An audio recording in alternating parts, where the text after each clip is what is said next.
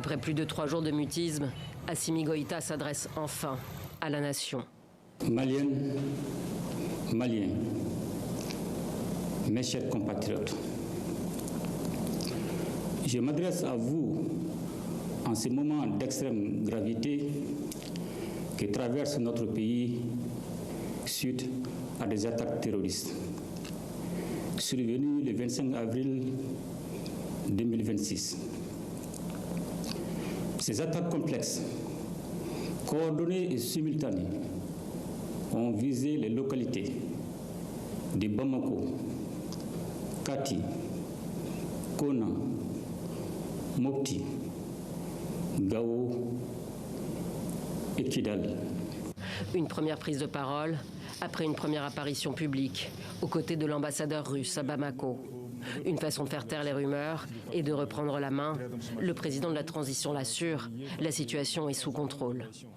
À l'heure où je vous parle, le dispositif est renforcé, la situation est maîtrisée et les opérations de ratissage, de recherche, d'exploitation du renseignement et de sécurisation se poursuivent.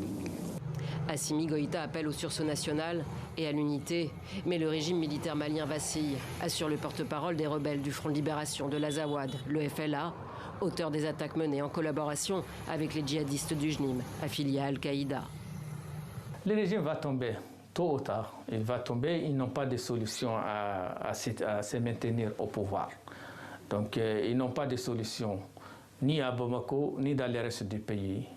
Après Kidal, les rebelles disent vouloir libérer Gao, Tombouctou et Ménaka dans le nord du Mali. Ils exigent le départ des paramilitaires russes, alliés des forces armées maliennes. Notre problème, il est politique. C'est un ancien conflit, je peux dire même avant l'indépendance du Mali. C'est des revendications légitimes de la population de l'Azawad. Donc nous avons mal vu l'intervention de la Russie pour soutenir la junte.